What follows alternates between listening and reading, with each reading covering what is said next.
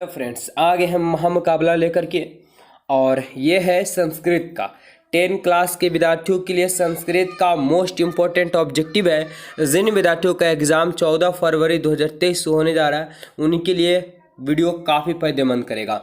तो आज हम आपको चैप्टर बाय चैप्टर से ऑब्जेक्टिव ले लिए, क्योंकि बहुत सारे ऑब्जेक्टिव देखने को यहाँ से मिलते हैं।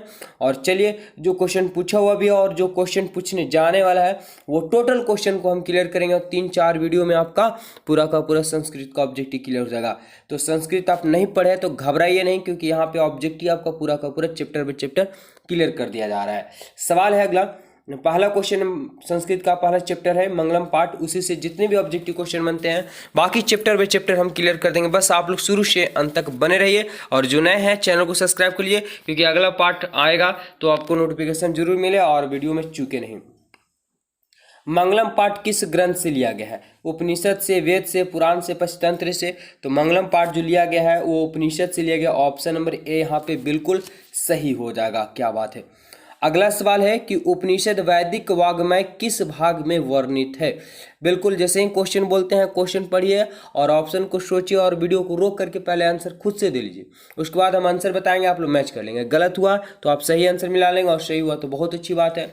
तो उपनिषद वैदिक वाग्मय के किस भाग में वर्णित है? तो ये जो वर्णित है, ठीक है, अंतिम भाग में वर्णित है। ऑप्शन सी यहाँ पे बिल्कुल सही जवाब। और चलिए अगला सवाल लेकर के चलते हैं।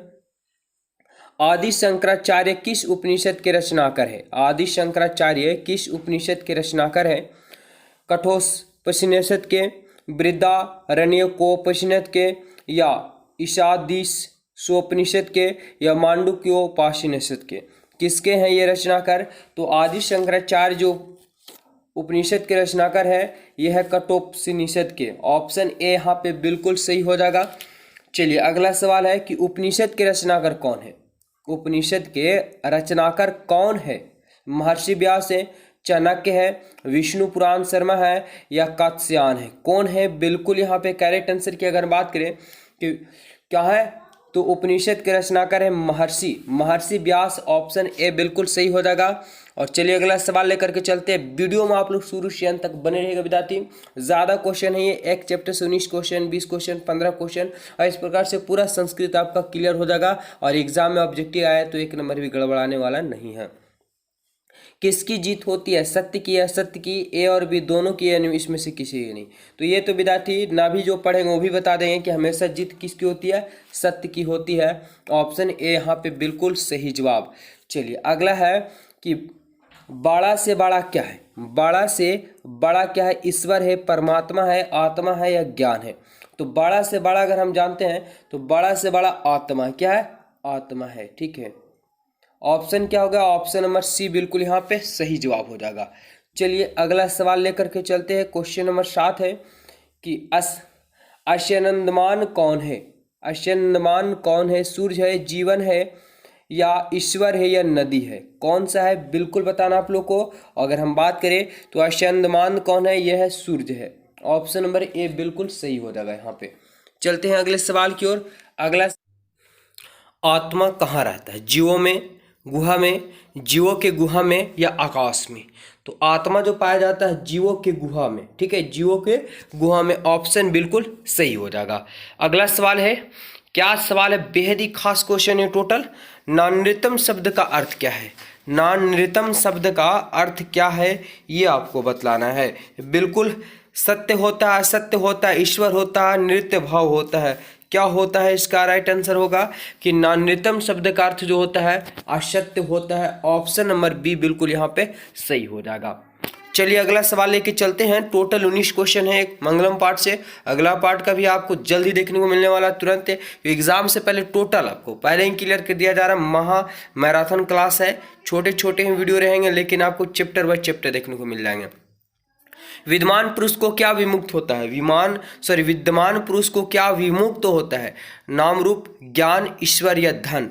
बिल्कुल आपका राइट आंसर यहाँ पे आना चाहिए कि विद्वान पुरुष को क्या विमुक्त होता है, विमुक्त होता है तो नाम रूप, नाम रूप क्या होता है, विमुक्त होता है। ऑप्शन इसका बिल्कुल ए सही हो जाएगा। अगला है मंगलम पाठ में कितने मंत्र है। मंगलम पाठ जो है स्टार्टिंग चैप्टर, उसमें कितने मंत्र का उच्चारण किया गया है, तो 5 मंत्रों का उच्चारण किया गया। और ये देख रहे होंगे 2020 और 11 में पूछा गया था, 2020 और 2011 में ये पूछा गया था मंगलम पाठ से कितने मंत्र को उच्चारण किया गया। उसके बाद देख रहे होंगे कि क्वेश्चन नंबर 12 जो है 2018 2020 के एग्जामों में पूछा गया था।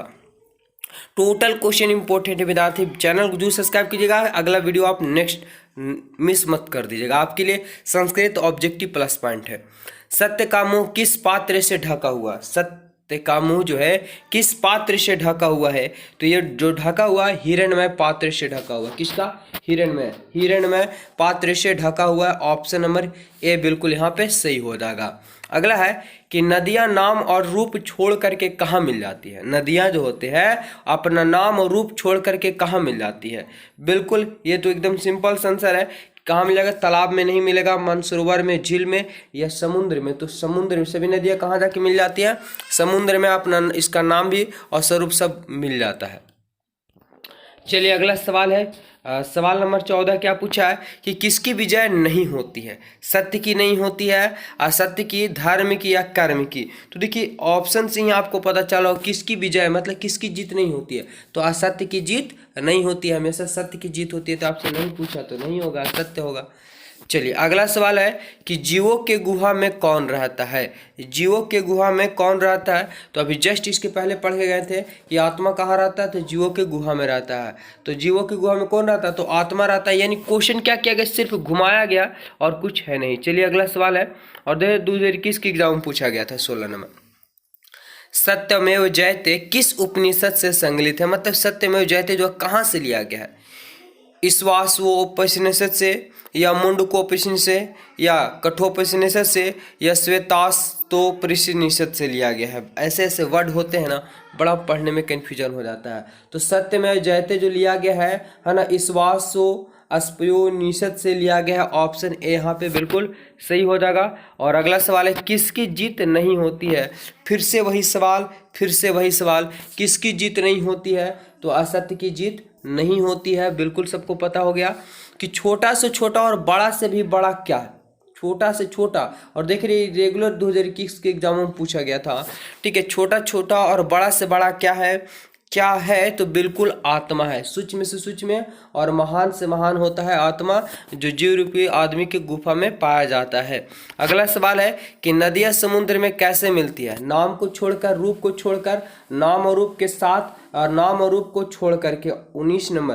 तो बिल्कुल अभी जस्ट पढ़ के गए थे कि नाम और अपना रूप दोनों छोड़ करके नदियां समुद्र मिल जाती है। और ये मंगलम पाठ से जितने ऑब्जेक्टिव क्वेश्चन थे वो हम टोटल क्लियर करवा दिए। यहाँ से उम्मीद है कि क्वेश्चन पूछ दिया जाए, और पूछेगा तो आपसे एग्जाम में छूटने वाला नहीं है। इसका पार्ट 1 पार्ट 2 जल्द ही आएगा, मतलब 1-2 घंटे बाद या तो आप चैनल को जरूर सब्सक्राइब कर लीजिए, क्योंकि हम यहाँ पे आपको पूरा संस्कृत का ऑब्जेक्टिव क्लियर करने वाले हैं। जय हिंद, मिलेंगे नेक्स्ट वीडियो में, धन्यवाद।